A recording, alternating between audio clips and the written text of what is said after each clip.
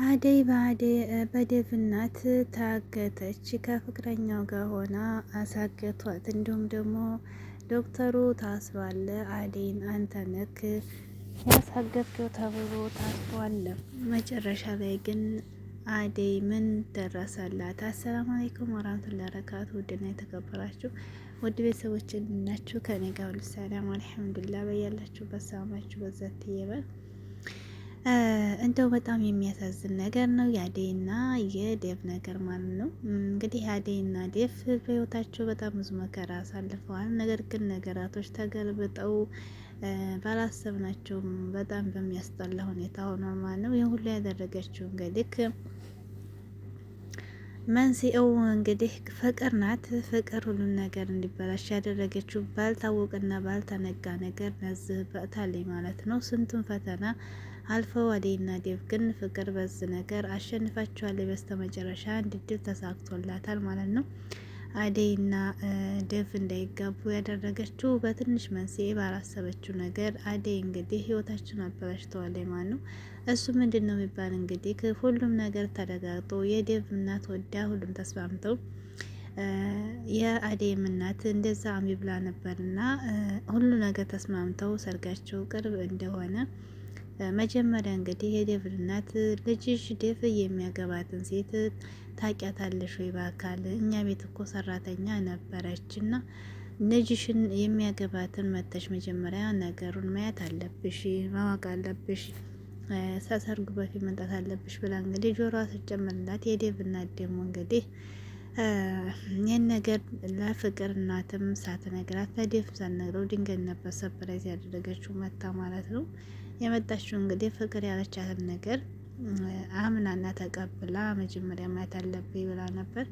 ከመጣችም እንግዲህ ዴቭን አደይን አታገባም ነበር ያለችው። አደይንም ደግሞ እያቆሸሸች እና ዝቅ እያደረገች አንቺ ለኔ ልጅ አትገቢውም፣ የኔ ልጅ ደግሞ ክብር ያላትና ቤተሰብ ያላት እንዲሁም ደግሞ ዝነኛ እየሆነች ነው የሚያገባው እያለች እንግዲህ ስትጎራ መጨረሻውን ፍቅረኛ ደግሞ ተብላ የምትወደውን ወይም ደግሞ ዴቭን አገባለሁ ብላ ከልጅነቷ የምታወራ የሆነች እንግዲህ አምጥታ ፓርክ እንግዲህ ከዚያም በኋላ እንግዲህ ብጥብጥ ተጀመረ ማለት ነው።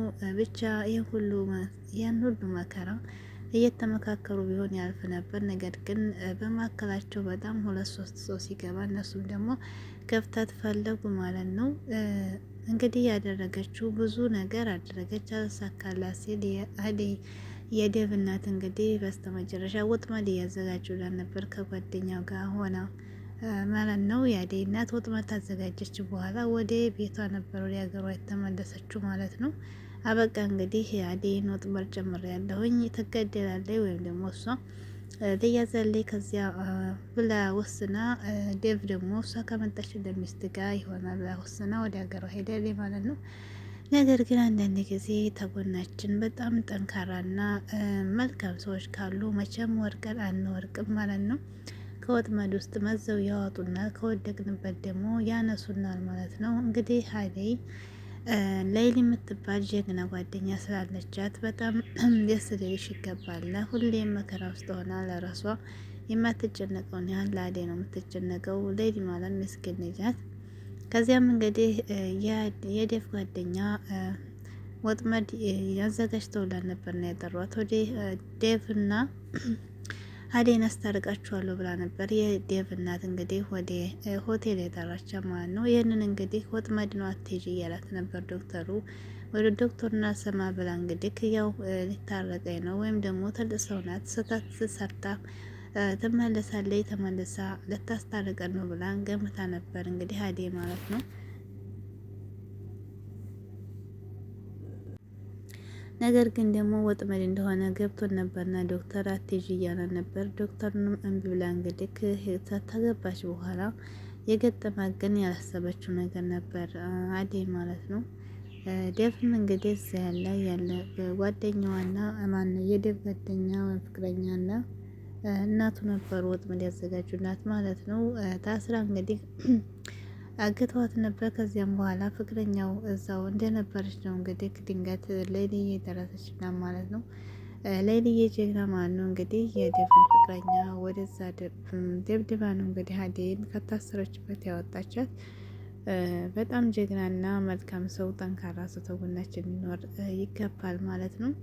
ከዚያም በኋላ እንግዲህ ዴቭ ደግሞ በጣም ተቀይሯል። እንግዲህ በአደይ በጣም ተስፋ ቆርጧል ማለት ይቻላል። በጎኗ ያሉት ወንድሞች እህቶቿንም እየጠላና ሰውን በሷ በኩል የተናገረ ተስፋ የቆረጠ ነገር እያሳየ ነው ማለት ነው። ዶክተሩ እንግዲህ ታስሮ ነበር። ነገር ግን እሱ ጥያቄ ላይ እንደሆነ ላይልና አደይ እንግዲህ እየበረው ወደ ፖሊስ ጣቢያ ሲሄዱ ውሸት እንደሆነና ምንም እንዳላረገ ተናግራ ያስፈታችው ማለት ነው። ከዚያም በኋላ እንግዲህ አደይ ዶክተሩንም ሐኪም ቤት ላይ ይቅርታ ጠየቀች።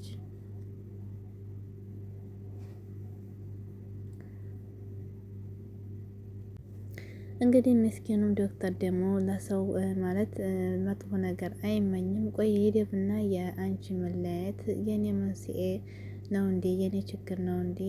እያላት ነበር። እንግዲህ ያን ያሁን ያስረዳችው ነው። መጀመሪያ ዶክተሩ ቢወዳትም ግን እሷ መጥፎ ነገር አይመኝም ማለት ነው። ሩታ ደግሞ እንግዲህ ዶክተሩ ታታሰረ እኔ መኖር አልችልም ብላ በጣም ተጨንቃ ነበርና ወደ ሆስፒታል እንዲሄዱና እንዲያስፈቱት በጣም የተጨነቀች ነበር። ከሄደች በኋላም ግን ሐኪም ቤት ሄዳ ሐኪም ቤት ልክ እንደሄደ ደውሎላት ሰላም ነይ እኔ ወጥቻለሁ ብሏት ነበርና ከዚያም በኋላ ሐኪም ቤት ከሄደች በኋላ አንድ ቀን ጸባይ ተስተካከል እንድና አደይ ከሆነ ምሳ ገምትሽ ብላኝ ነበርና ተስተካከል እንደ ጸባይ ነበር ያለችው ማለት ነው።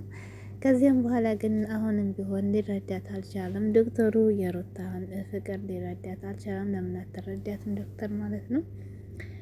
እንዲሁም ደግሞ ኮኩሻ መታለች። አሁንም ከዳይመንድ ጋር ሰጣ ገባ መሆናቸውን አልተውም ማለት ነው። ነገር ግን ውስጡን ሳይዋደዱ አይቀሩም። እንዲሁም ደግሞ በመልካም ሊያናግራት ይፈልጋል። እሱ ደግሞ እሷ ደግሞ እንግዲህ ትቆጣለች ማለት ነው። ነገር ግን